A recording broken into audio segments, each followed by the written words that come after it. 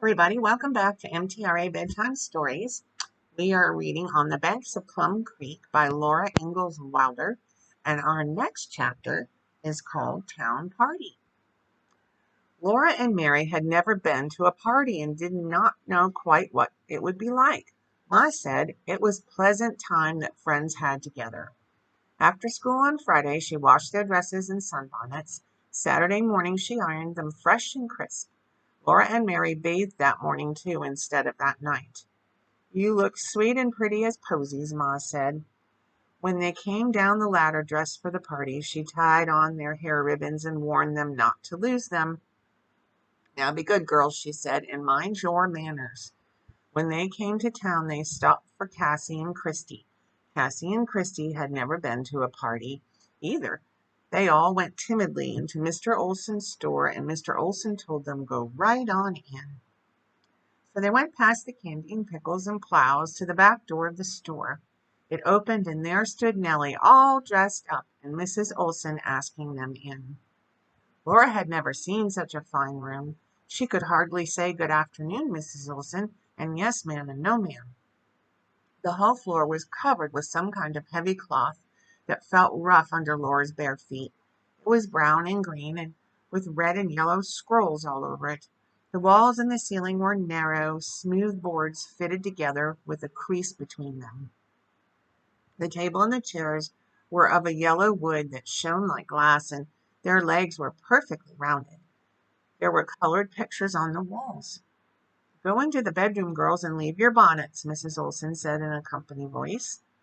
The bedstead was shiny wood, too. There were two other pieces of furniture. One was made of drawers on top of each other, and two little drawers sitting on its top, and two curved pieces of wood went up and held a big looking-glass between them. On the top of the other stood a china pitcher and a big china bowl, and a small china dish with a piece of soap on it. There were glass windows in both rooms, and the curtains of those windows were white lace. Behind the front room was a big lean-to with a cook stove in it, like Ma's new one, and all kinds of tin pots and pans hanging on the walls. All the girls were there now, and Mrs. Olson's skirts went rushing among them. Laura wanted to be still and look at things, but Mrs. Olson said, "Now, Nellie, bring out your playthings." "They can play with Willie's playthings," Nellie said. "They can't ride on my velocipede," Willie shouted. "Well, they can play with your Noah's Ark and your soldiers," said Nellie, and Mrs. Olson made Willie be quiet. The Noah's Ark was the most wonderful thing that Laura had ever seen. They all knelt down and squealed and laughed over it. There were zebras and elephants and tigers and horses, all kinds of animals, just as if the picture had come out of the paper-covered Bible at home. And there were two whole armies of tin soldiers with uniforms painted bright blue and bright red. There was a jumping jack. He was cut out of thin, flat wood. Striped paper trousers and a jacket were pasted on him, and his face was painted white with red cheeks and circles around his eyes. And his tall cap was pointed. He hung between two thin, red strips of wood, and when you squeezed them, he danced. His hands held on to twisted strings. He would turn a somersault over the strings. He would stand on his head and on his toe and on his nose. Even the big girls were chattering and squealing over those animals and those soldiers, and they laughed at the jumping jack till they cried. Then Nellie walked among them, saying, "You can look at my doll." The doll had a china head with smooth red cheeks and red mouth. Her eyes were black, and her china hair was black and waved. Her wee hands were china, and her feet were tiny china feet in black china shoes. "Oh," Laura said, "oh, what a beautiful doll." "Oh, Nellie, what is her name?" "She's nothing but an old doll," Nellie said. "I don't care about this old doll. You wait till you see my wax doll." She threw the china doll in a drawer, and she took out a long box. She put the box on the bed and took off its lid. All the girls leaned around her to look. There lay a doll that seemed to be alive. Real golden hair lay in soft curls on her little pillow. Her lips were parted, showing two tiny white teeth. Her eyes were closed. The doll was sleeping there in the box. Nellie lifted her up and her eyes opened wide. They were big blue eyes. She seemed to laugh. Her arms stretched out and she said, "Mama." "She does that when I squeeze her stomach," Nellie said. "Look." She punched the doll's stomach hard with her fist and the poor little doll cried out, "Mama." She was dressed in blue silk. Her petticoats were real petticoats, trimmed with ruffles and lace, and her panties were real nice little panties that would come off. On her feet were real little blue leather slippers. At this time, Laura had not said a word. She did not think of actually touching that marvelous doll, but without meaning to, her fingers reached out toward the blue silk. "Don't you touch her," Nellie screeched.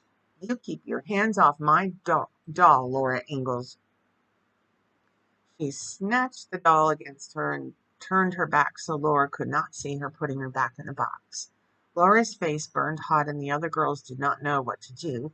Laura went and sat on a chair. The others watched Nellie put the box in a drawer and shut it. Then they looked at the animals and the soldiers again and squeezed the jumping jack. Mrs. Olson came in and asked Laura why she was not playing. Laura said, "I would rather sit here, thank you, ma'am." "Would you like to look at these?" Mrs. Olson asked her as she laid 2 books in Laura's lap. "Thank you, ma'am," Laura said. She turned the pages of the books carefully. One was not exactly a book. It was thin and it had no covers. It was a little magazine, all for children. The other was a book with a thick, glossy cover, and on the cover was a picture of an old woman wearing a peaked cap and riding on a broom across a huge yellow moon. Over her head, large letters said, "Mother Goose." Laura had not known there were such wonderful books in the world.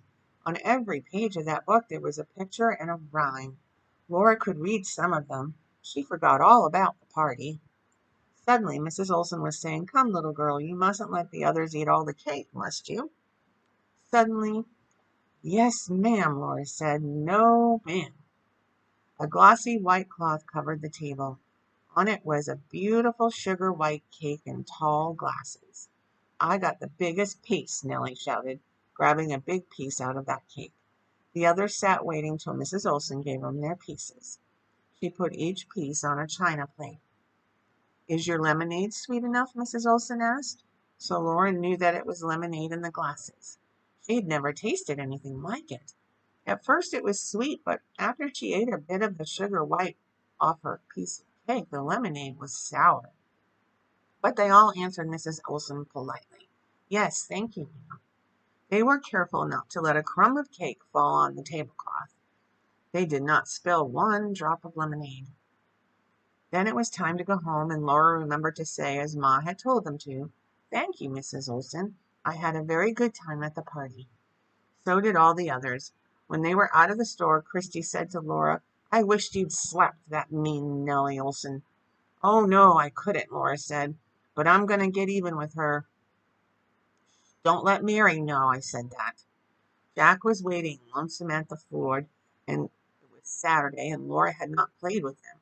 It would be a whole week before they would have another day of playing along Plum Creek. They told Ma all about the party, and she said, "We must not accept hospitality without making some return. I've been thinking about it, girls, and you must ask Nellie Olson and the others to a party here. I think a week from Saturday." That ends our chapter for tonight. Boy, that Nellie, I don't know. We'll see what happens, huh? Everybody get tucked in tight, get a good night's sleep, stay safe, always be kind, and I'll meet you back here for the next chapter in On the Banks of Plum Creek.